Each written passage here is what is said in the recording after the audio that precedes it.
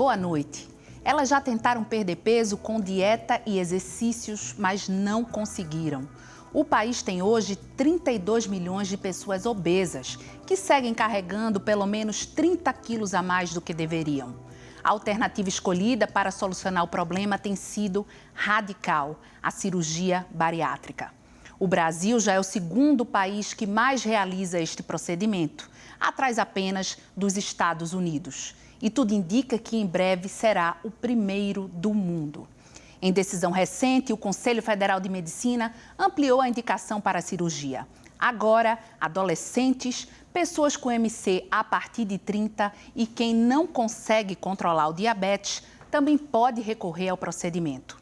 O Opinião Pernambuco de hoje vai conversar sobre cirurgia bariátrica.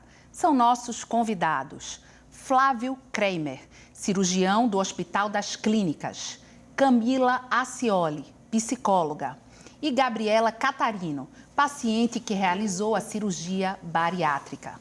Você pode participar enviando perguntas ou comentários para o número do WhatsApp.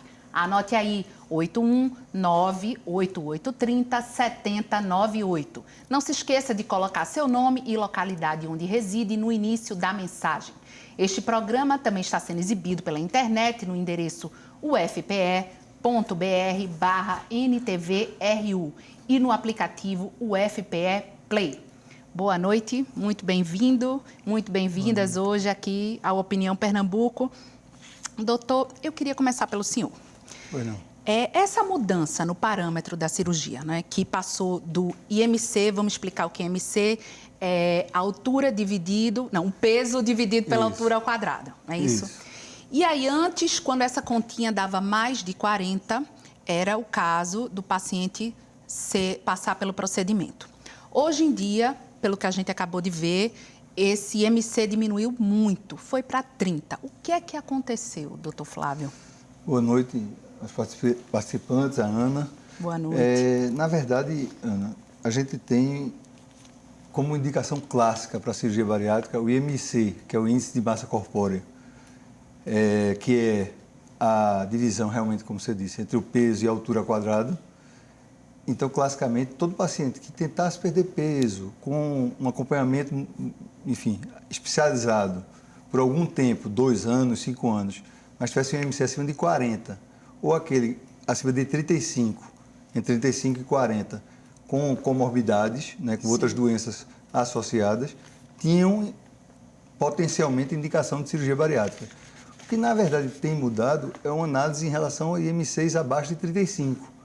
Né, entre 30 e 35, mas a gente vai falar mais adiante, mais profundamente, mas assim, seriam pacientes específicos, né, não é qualquer paciente. Por exemplo? Seriam pacientes, vamos dizer, com síndrome metabólica, com diabetes, que indique a cirurgia. Na verdade, pacientes diabéticos que já estejam com a doença bem diagnosticada e acompanhada por endocrinologistas, por profissionais de saúde especializados e que tenham uma indicação precisa de cirurgia. Sim. Então, a cirurgia deve ser encarada para esses pacientes de 30 a 35 como uma exceção, na verdade, pacientes específicos que reúnam a síndrome metabólica e, particularmente, o diabetes, numa etapa em que já tenha na cirurgia um caminho para o controle melhor dessa doença. Porque já tentou fazer dieta. Porque já tentou dieta, já está fazendo frequentemente o uso da insulina, inclusive, porque a gente não vai esperar que esse paciente já tenha os comprometimentos, né, as complicações mais tardias da diabetes, por exemplo. Então, a retinopatia e outras situações na visão. Então, outras situações, problema no rim, né, a retinopatia diabética. Então, seria interessante saber a indicação precisa para que não se pense que qualquer paciente de 30 a 35 de IMC teria essa indicação. São pacientes bem acompanhados, com pareceres de 2 endocrinologistas, na verdade. Então, isso ainda é um caminho que a gente só vai ter esse caminho realmente na conduta médica formal, se ele for o melhor caminho para o paciente. Então, a gente ainda está numa etapa de consolidação de conhecimento. Como é que foi no seu caso, Gabriela? Como é que foi para decidir fazer a cirurgia? Chegou nesse ponto que o doutor Flávio falou, que viu que só, de repente, a alimentação e o exercício não estavam conseguindo resolver o problema? Fala um pouco da tua história. O meu percurso com a cirurgia bariátrica, inicialmente eu era adolescente e na família 2 primas se submeteram à cirurgia, com experiências não tão positivas do ponto de vista técnico, né? E no decorrer da minha faculdade de psicologia, eu acompanhei colegas que estavam no curso de psicologia e se submeteram à cirurgia. Sim. E aí eu vi pontos positivos e o meu percurso foi após a graduação, né? Fui criando conhecimento, né, sobre a cirurgia bariátrica, compreendendo os prós, muito mais do que os contras, né, porque tem pontos negativos na cirurgia, mas que são acompanháveis, né, e aí eu decidi fazer a cirurgia em 2011. Com IMC característico de obesidade mesmo, mas sem comorbidades, que é a diabetes, pressão alta, né, e outros sintomas. Eu não tinha comorbidades. Então, a minha preparação para a cirurgia bariátrica do ponto de vista da equipe, que a gente precisa levar em consideração, foi uma boa trajetória, né? Eu tive um bom caminho. E aí, após a bariátrica, hoje eu tenho 8 anos de cirurgia, eu me deparei com questões tanto positivas como dificultadoras, né, após os 3 anos de cirurgia, que é caracterizada como a osteoartrite. Tem muitos pacientes com essas queixas, né, questões de sintoma no corpo, problema na cervical, joelho, e novos acompanhamentos, porque mexe com a absorção. A gente vai falar disso também, do que é que vem depois. E antes, Camila, para a pessoa se preparar, porque tem que ter todo um acompanhamento psicológico, não é? Eu acredito. Assim, quando é feito de maneira séria. Sim. Né? Quando é que o psicólogo consegue identificar? Não, agora essa pessoa realmente está pronta para passar por esse procedimento. Como é que é isso na prática, no dia a dia? O processo avaliativo que é anterior à cirurgia, ele não é um acompanhamento terapêutico, né? Quando a gente fala da obrigatoriedade do parecer, ele traz um pouco para a gente saber como é que essa pessoa está para o procedimento e como ela minimamente vai organizar o seu contexto de vida, a sua existência para esse procedimento. Né? Porque não é porque ele vai fazer a cirurgia que a vida ficará perfeita. Vai ser a vida dele com todas as estruturas e condições de vida emocionais, vínculos, em anexo a um procedimento cirúrgico que inicialmente e ao longo da sua existência traz muitas demandas para que a gente consiga dar conta que essa cirurgia, esse procedimento seja favorável. Né? Porque o pós-operatório é somente a existência da vida dele. Sim. Então, por isso que a gente fala desse procedimento avaliativo anterior. Mas, para além disso, a gente tem um procedimento de acompanhamento terapêutico que é super importante pré-operatório. Porque é como se a avaliação ela fosse uma fotografia. Sim. A gente vai ver o sujeito, vai tirar uma foto e vai dizer, olha, nesse contexto a gente percebe que isso, isso e isso é bacana, ele tem de potencialidades e isso daqui pode ter um processo de dificuldade com essa restrição alimentar. Porque o obeso, a obesidade ela fala da gente, né? Sim. Senão nós seríamos obesos sem fisiculturistas. Muito mais fácil na sociedade. Né? Então, como a gente lida com o alimento tem a ver com como a gente lida com as coisas. Eu sempre digo isso para meus pacientes. Se eu tenho dificuldade de dizer não, eu vou ter dificuldade de dizer não para o brigadeiro, porque sou eu dizendo não. Então, esse processo é muito importante que a gente perceba. Na avaliação, eu vou tirar uma foto. Eita, tu tem dificuldade de dizer não nisso, por exemplo. Sim. No processo de acompanhamento anterior o que é que te faz ter dificuldade de dizer não disso, para nesse pós-operatório ele se dar conta desse não, dessa compensação alimentar e dar continuidade dela ao longo da história. Sim. Entende? Agora, doutor, existem vários tipos de cirurgia, não é? Dava para o senhor rapidamente fazer um passeio pelas cirurgias que a gente tem disponível? Certo. Na verdade, vamos focar nas cirurgias que a gente tem no dia a dia e na prática médica atual. Isso, A gente tem claro. décadas de cirurgia bariátrica, a gente já está com 50 anos de cirurgia bariátrica, e quando você vê que tem uma evolução de várias técnicas, é porque a gente está encontrando ainda as melhores e para determinados grupos de pacientes. Claro. Basicamente, a gente tem 2 tipos principais. Né? No Brasil, a gente tem outros tipos chegando e a gente está pesquisando, discutindo. Né? A gente vai ter o Congresso Brasileiro agora esse mês, né, onde a gente vai discutir técnicas cirúrgicas novas, o que é que a gente pode... Mas, por enquanto, a gente tem basicamente a cirurgia, que é popularmente conhecida como sleeve, Certo. ou gastrectomia vertical, Sim. que é aquela cirurgia que você vai mexer só no estômago, você vai retirar do paciente 3/4, né, 80% aproximadamente do estômago, e vai tirar uma partezinha do estômago, o fundo do estômago que a gente chama, que produz um hormônio que dá fome. Certo. Então, basicamente, de forma bem simplificada, a gente teria a grelina, que é um hormônio produzido naquela região, e que a gente, uma vez tirando 3/4 envolvendo essa região, que é o fundo gástrico, a gente vai condicionar o paciente não só a ter uma diminuição no conteúdo, ou seja, o estômago vai estar menor, vai ter a 20% a 25% do que era, e a gente vai ter também essa questão hormonal. Vai ter menos fome também, Menos além de fome menos por conta- espaço. Menos espaço, menos fome por causa da questão hormonal.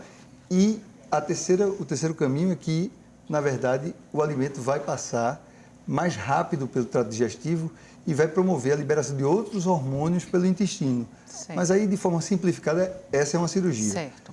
E aí a cirurgia que mais cresce nos últimos anos e que já é mais feita nos Estados Unidos, já é mais feita no mundo.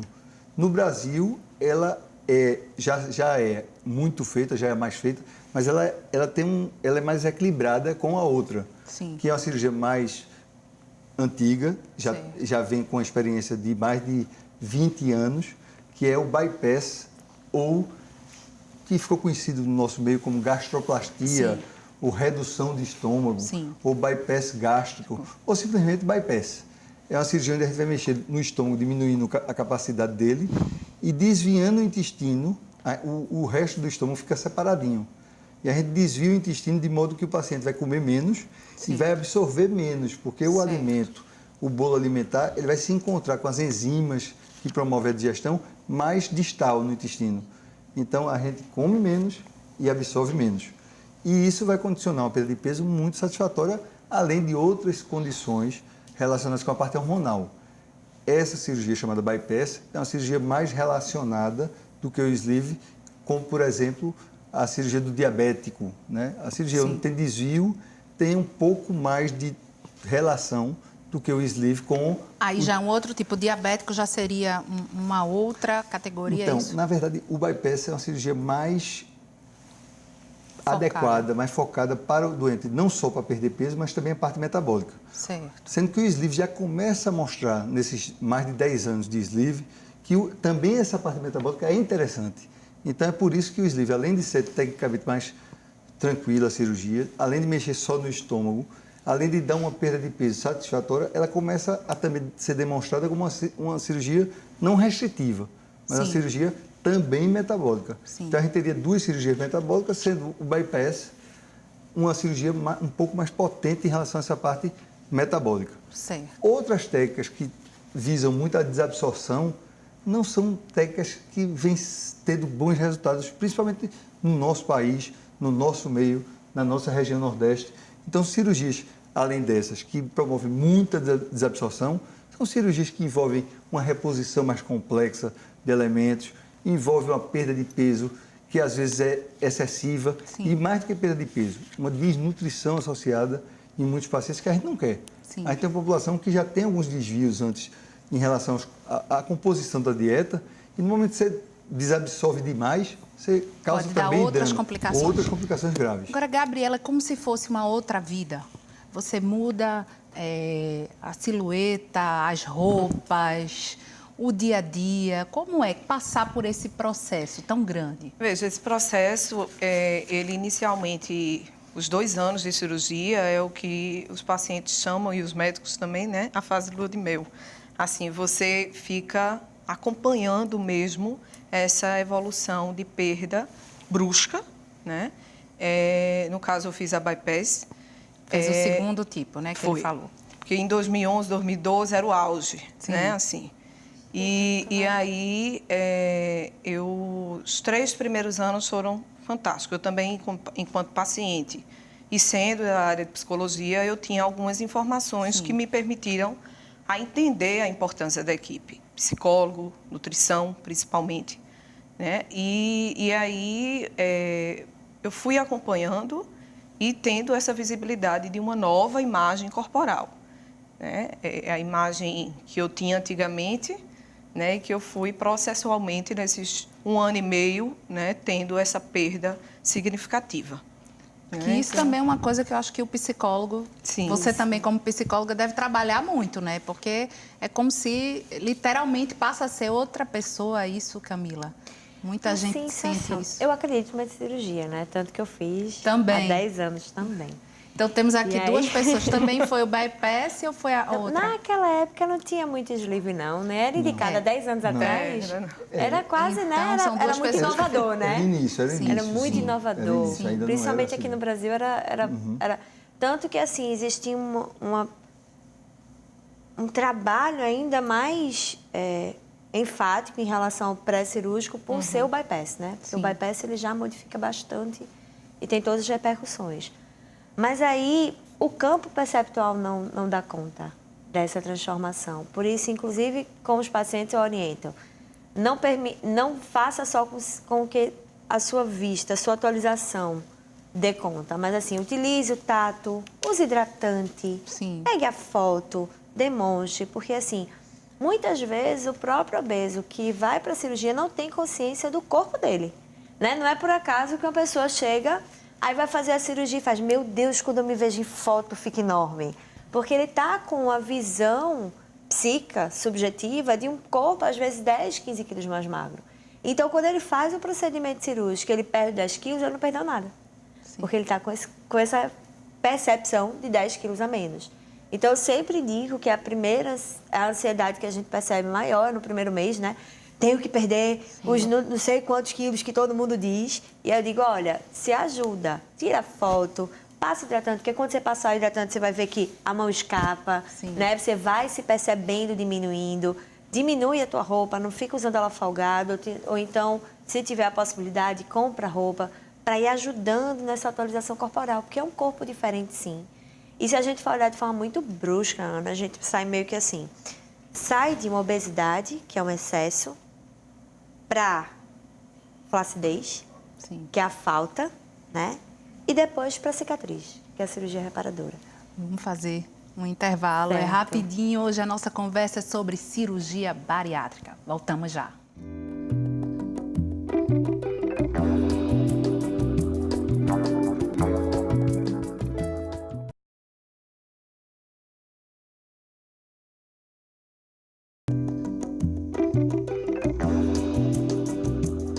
O Opinião Pernambuco está discutindo cirurgia bariátrica. Para participar desta conversa, convidamos Flávio Kramer, cirurgião do Hospital das Clínicas, Camila Acioli, psicóloga, e Gabriela Catarino, paciente que realizou a cirurgia bariátrica. Você pode participar enviando perguntas ou comentários para o número do WhatsApp. Anote aí, 81988307098. Não se esqueça de colocar seu nome e localidade onde reside no início da mensagem. Este programa também está sendo exibido pela internet no endereço ufpe.br/NTVRU e no aplicativo UFPE Play. A doutora Camila estava falando um pouco, né, de como é psicologicamente. Agora, Gabriela, uma coisa que eu estava aqui me perguntando. O doutor falou que a cirurgia, além de diminuir o espaço, não é, para armazenar alimentos, também diminui a fome.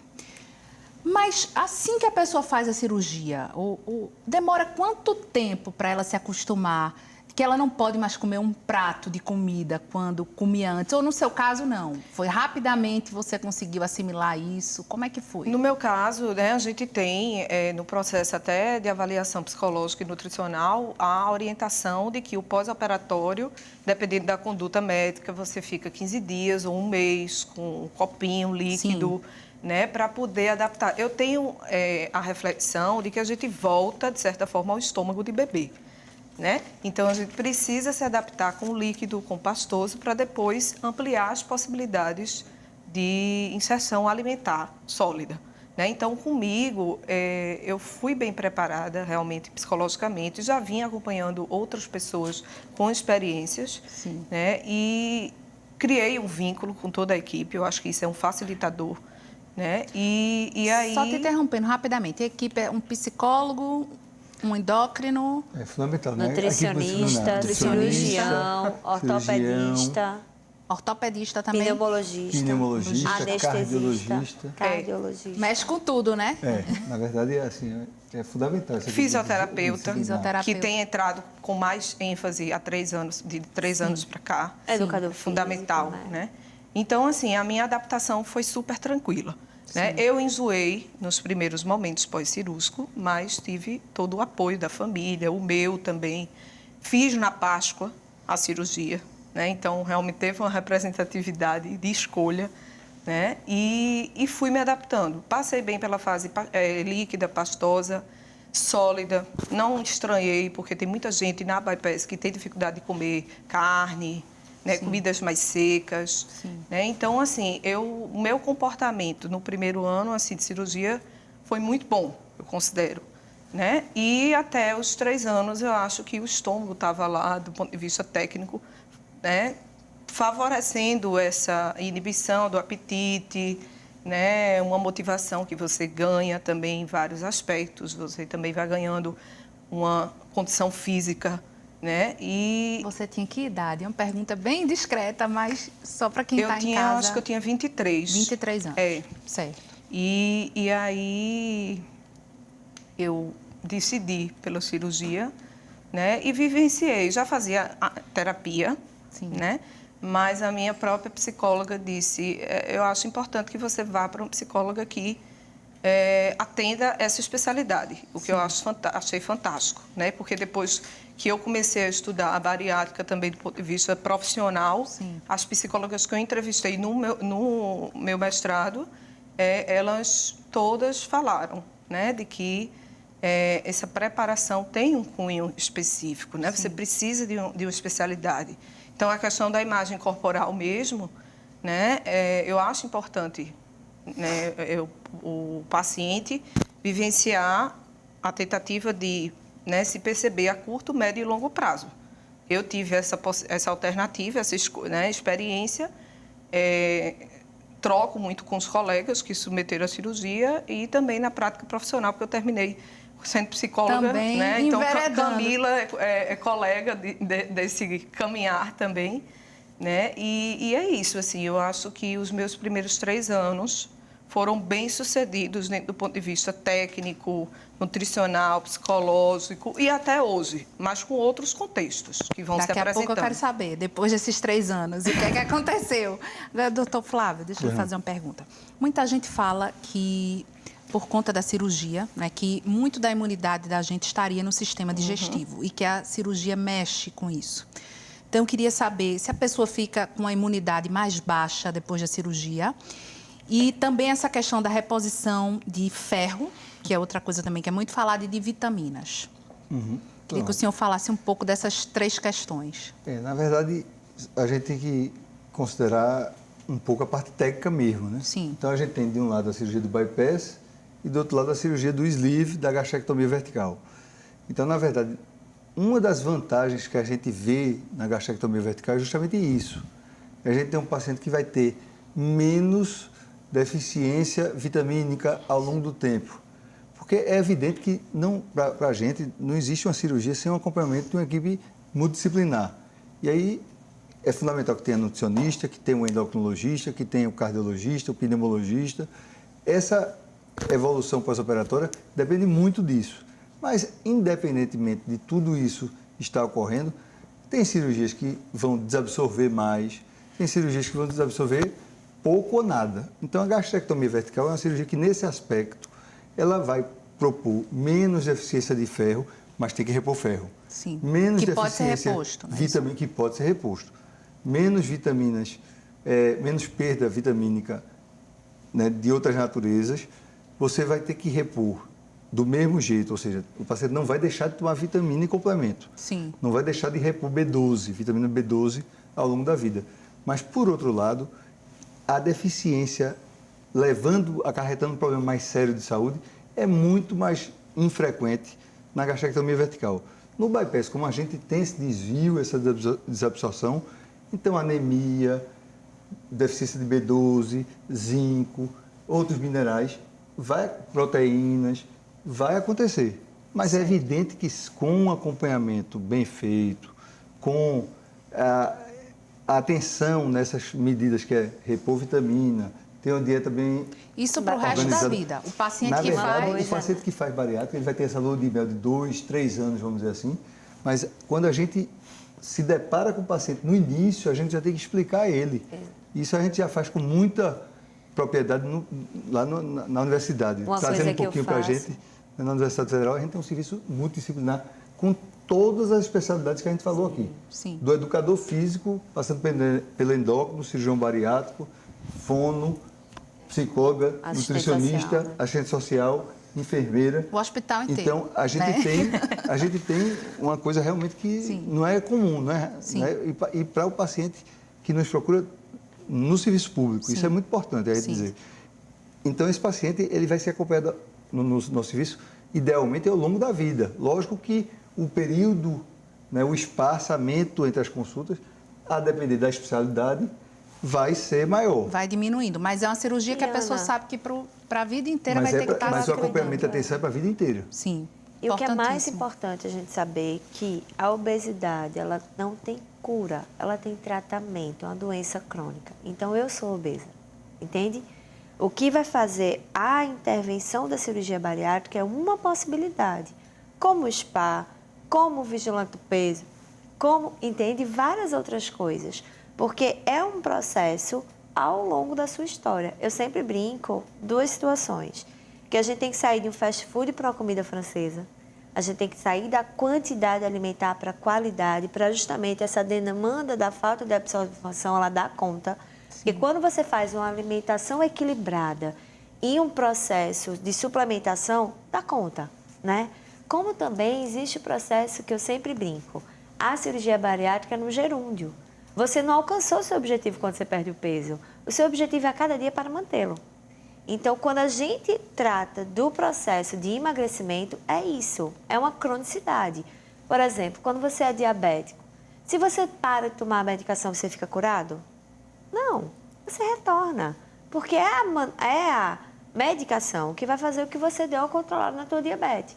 Mesma forma é a questão do alimento.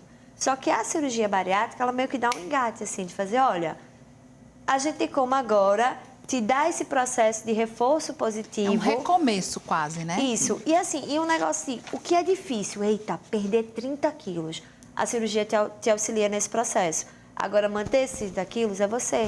O estômago é um órgão elástico, ele pode retornar. A tua qualidade alimentar, ela tem que continuar do que você teve nesses 2 anos, porque geralmente começa nos 6 meses, depois dá uma paradinha. Sim. Aí começa a reinserir os alimentos hipercalóricos que você comia.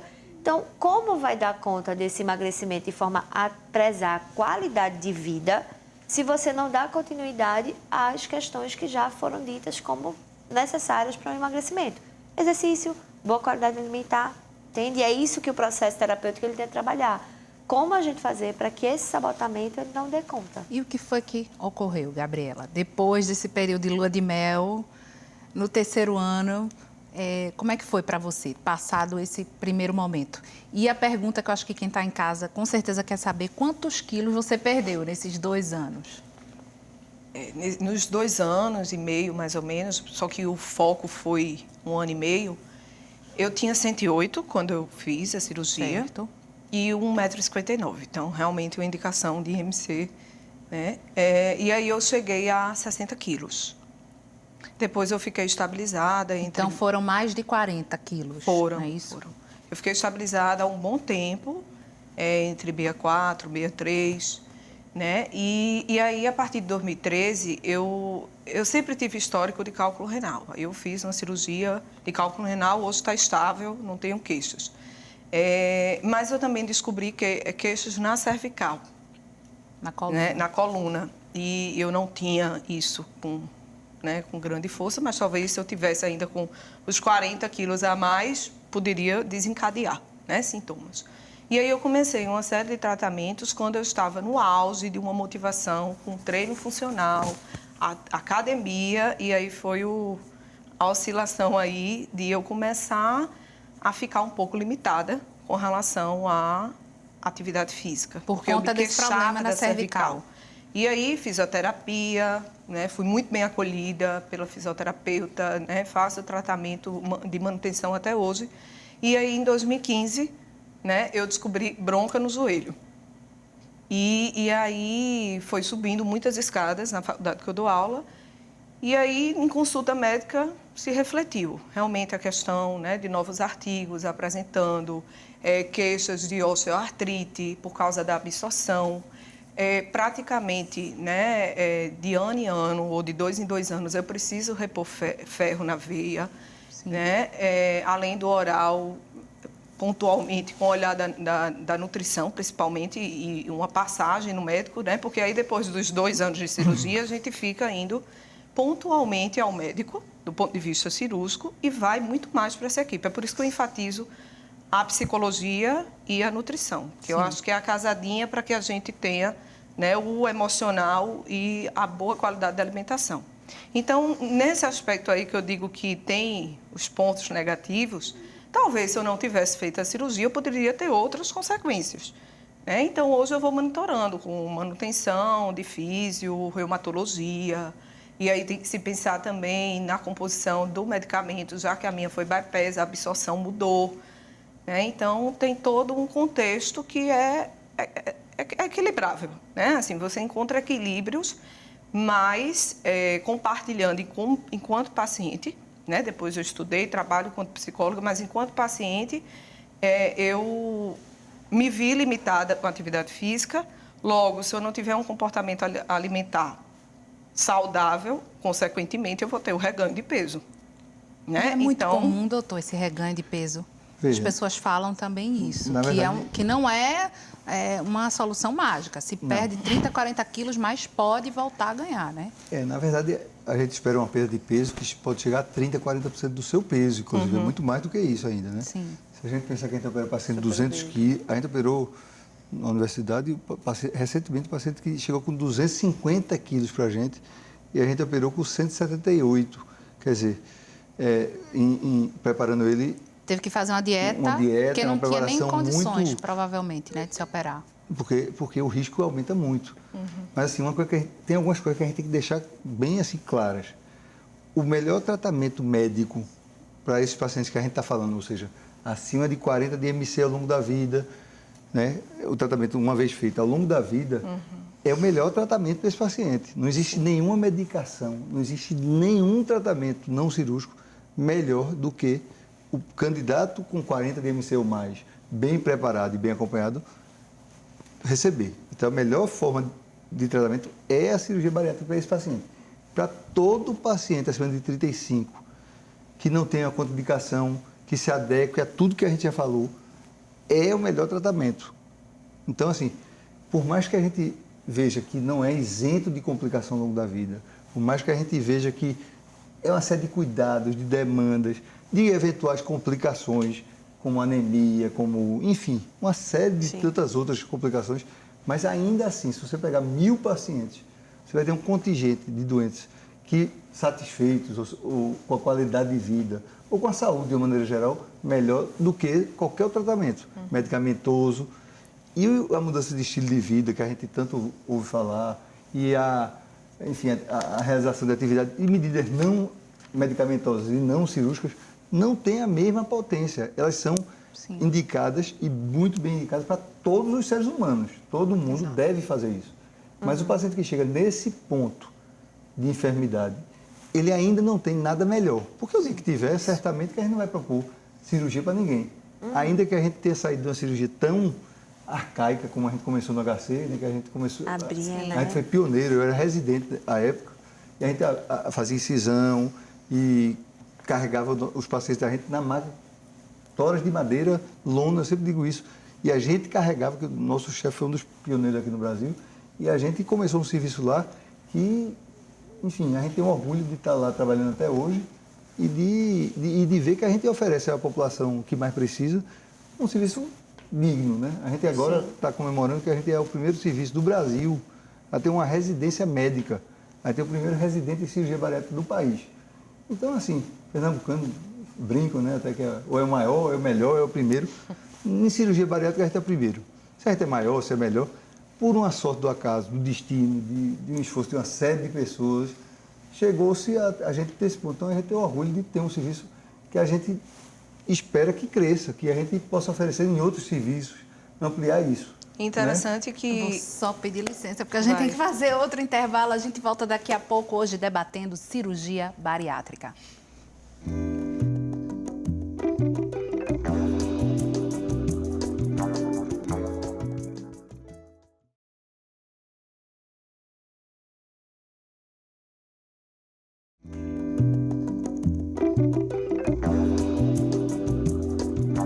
Estamos de volta com nossa conversa sobre cirurgia bariátrica, que entra agora no seu terceiro e último bloco.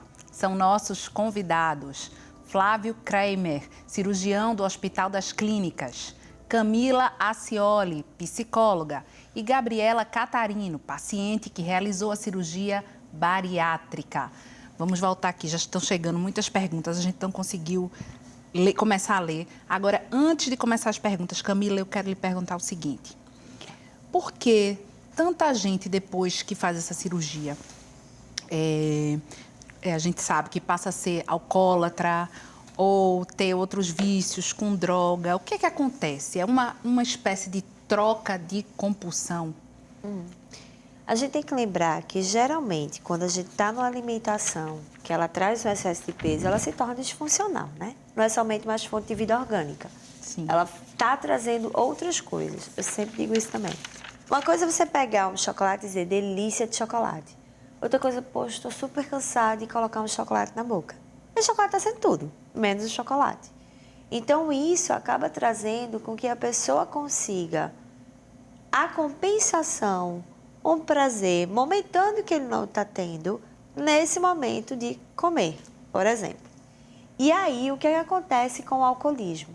Né? Quando a gente traz uma doença ou um uso nocivo, ou um uso que é habitual, que se torna, às vezes, disfuncional na família, ele substitui, já que ele não tem como fazer isso do alívio com o chocolate. Ou ele pode ter temor com esse alívio do chocolate para não ter a recidiva de peso, ele traz outro fator.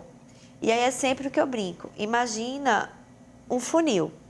A parte maior para você e o pequenininho para o mundo. O que é que geralmente se faz? Estou cansado. Não posso comer agora. Não posso dormir agora. Vou comer alguma coisa para acordar. Estou super ansiosa, não tenho o que fazer. Pegar o brigadeiro. Poxa, estou em casa, sem fazer nada, assistir um filme. Pipoca. É porque a comida está sempre disponível, né? E o que é que a gente está fazendo? A gente está trazendo várias emoções e a gente está colocando o quê como resultado final? A comida. E isso é feito desde pequenininho, Ana. Quando a gente está com um pequeno, estressado, chilicando no shopping, o que é que surge do nada? Um pirulito. E aí o que é que a gente condiciona? Vamos, criança, você está estressado? Não se preocupe, toma um pirulito, coma que você vai ficar bem. Né? Então a gente acaba trazendo isso desde muito pequenininho. Quando a gente faz a cirurgia bariátrica, a gente meio que está querendo cortar esse vínculo. E aí, o ideal é a gente inverter esse funil. Então, se eu estou estressada, eu posso sim comer o meu brigadeiro, eu posso correr na praia, eu posso ir para terapia, pedir uma sessão extra, eu posso conversar com um amigo, eu vou tentar pulverizar. Isso eu sempre trago.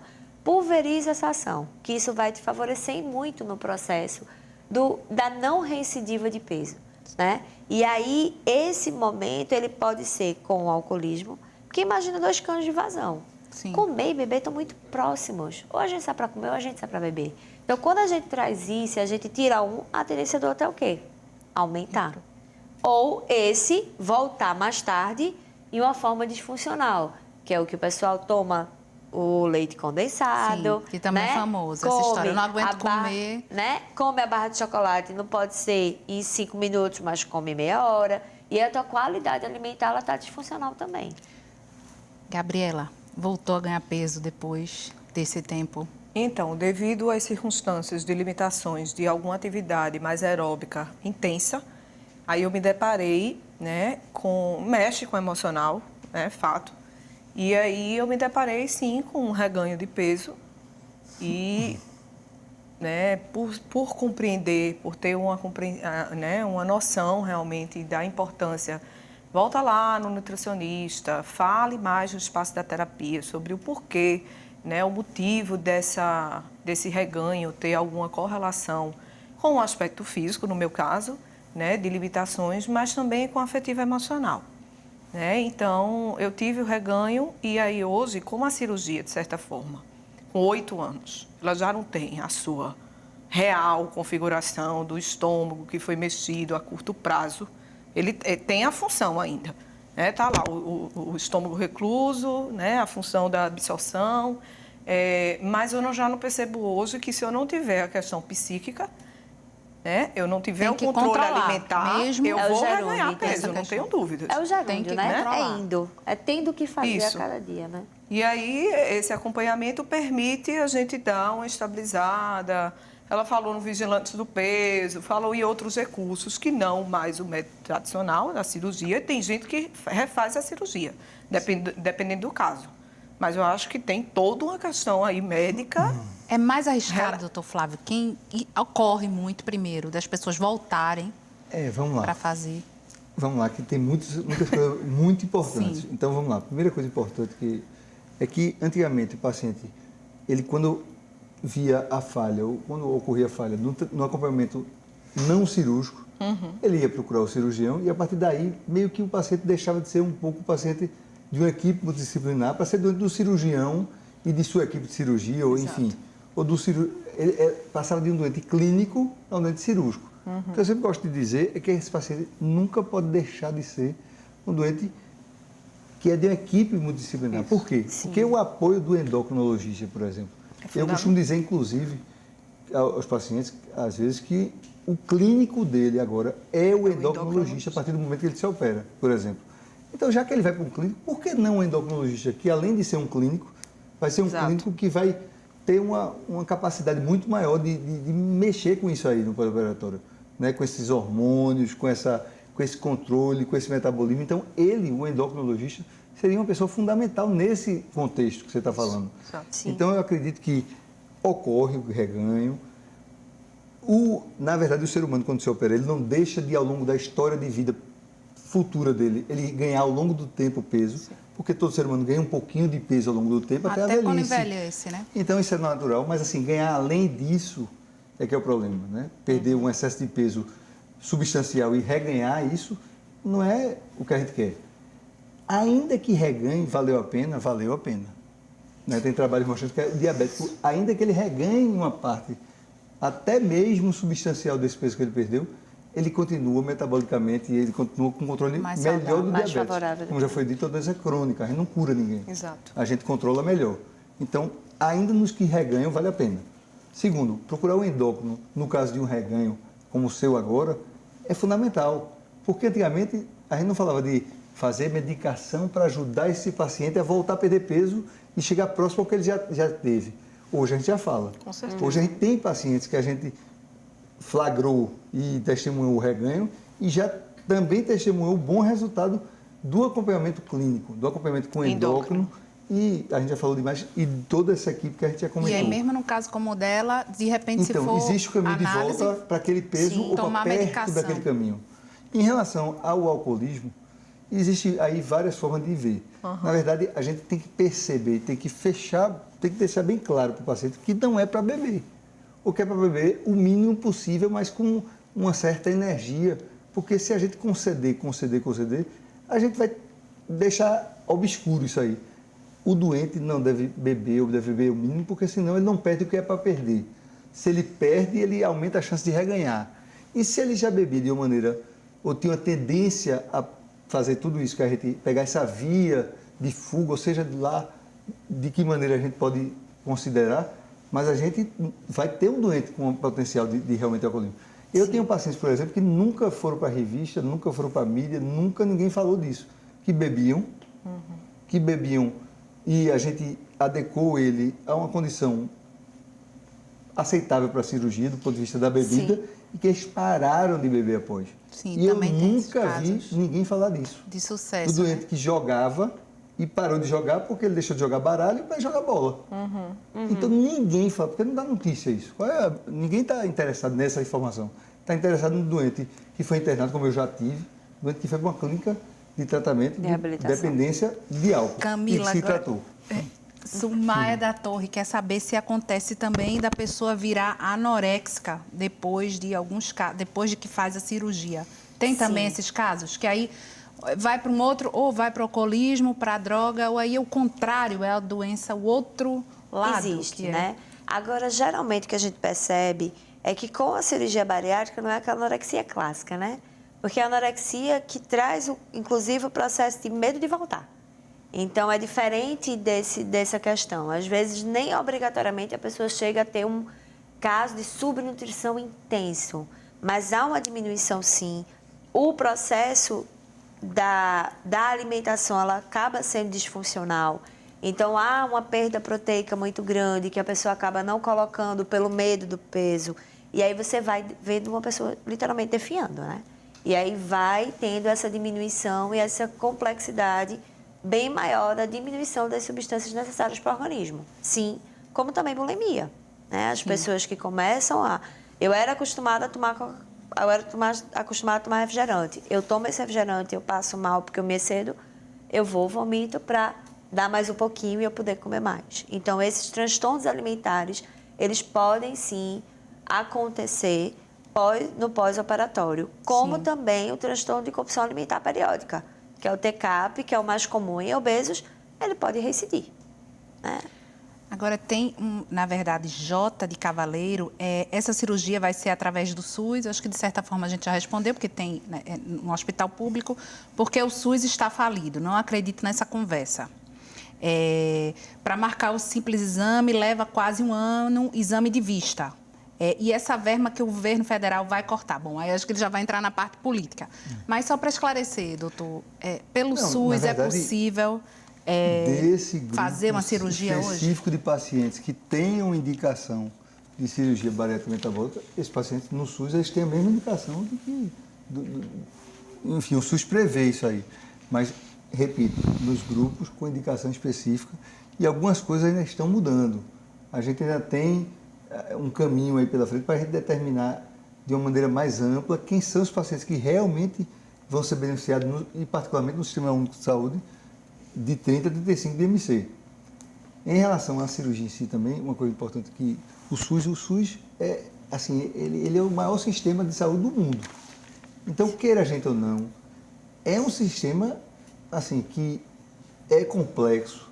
A gente vive numa condição social que não é a ideal para propor assim, atenção à saúde, mas assim, que a gente consegue fazer com esforço, com o trabalho de muitas mãos e consegue fazer uma coisa razoável.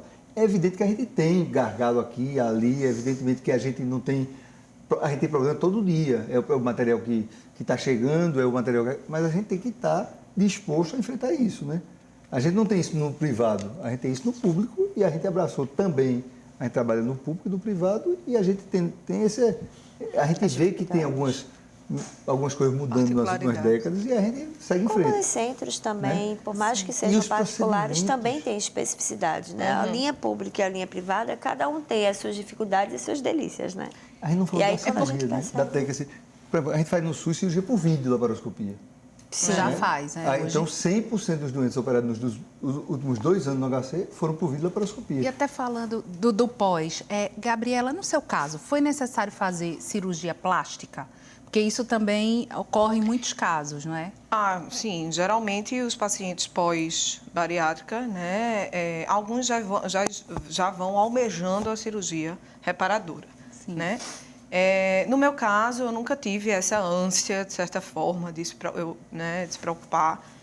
Sei que posso fazer.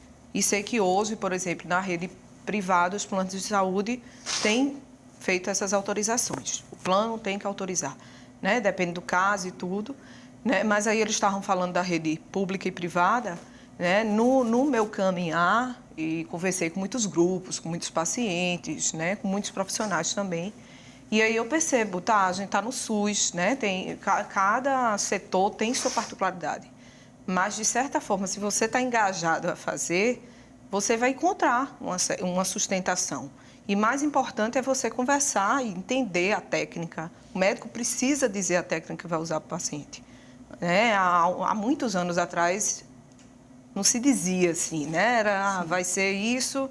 Né, enquadra no seu perfil de paciente. Eu acho que hoje, com as pesquisas, né, essa integração da equipe está bem mais relevante. Ele falou no endócrino, né? A nutricionista pontua a ida no endócrino, né? A ida em outra especialidade da equipe, e isso vai fazendo com que esse paciente tenha esse acompanhamento. Rede privada e pública. Agora a gente tem 2 minutos ainda, eu acho que sim.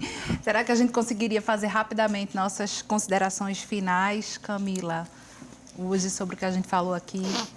Eu acredito, sabe, Ana, que é muito bacana esse espaço para a gente refletir, para trazer aqui profissionais, né, e pacientes, enfim, para a gente refletir sobre isso. Pacientes que acabaram virando especialistas também, no processo, né? Mas eu acredito que quanto mais informação a pessoa tiver, melhor, né? E aí vamos trazer informações de qualidade. Existem profissionais para isso, existem médicos, psicólogos, nutricionistas, que eu acredito que se o procedimento é em você, saiba o máximo possível. Porque quanto mais clareado a gente tiver do que é para a gente e com a gente, mais a gente vai conseguir dar um engajado nesse processo, mais a gente vai conseguir ver os serviços melhores para a gente, mais a gente vai, inclusive, dar continuidade a esse processo que é seu, somente para o resto da tua existência, né? Então, aqui nós somos suportes, mas o procedimento é do paciente e ele tem que se engajar nisso e saber que a cirurgia não é o que vai ser, o que vai fazer com que ele consiga esse emagrecimento. Ela vai auxiliar, ela vai ser um excelente instrumento, mas se ele tiver tendo noção do que é esse instrumento na vida dele, né? Muito obrigada hoje pela participação de vocês. Obrigado. O Opinião Pernambuco de hoje fica por aqui. Muito obrigada pela sua audiência, pelas perguntas enviadas e até o próximo programa.